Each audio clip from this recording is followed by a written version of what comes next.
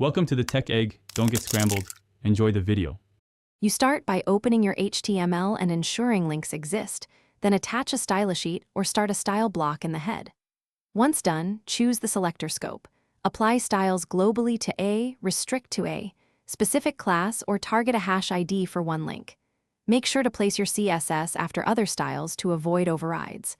Now write the first rule, A color, #007 AC. This sets the default link color, so you can test visually in the browser.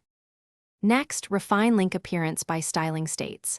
You write rules for a, link, and A, visited to control normal and visited colors, then A, hover, and A, active for interactive feedback. Because CSS follows specificity, A, class name color, beats A color, so pick the proper selector. If other styles still win, inspect computed styles and avoid overusing.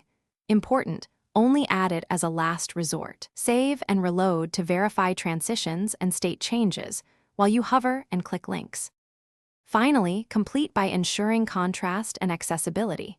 Choose colors with enough contrast versus the background and consider visited link differences. Make sure to test across browsers and devices and clear cache so changes appear. If color doesn't change, open Developer Tools, inspect the element, and check which rule is overriding yours.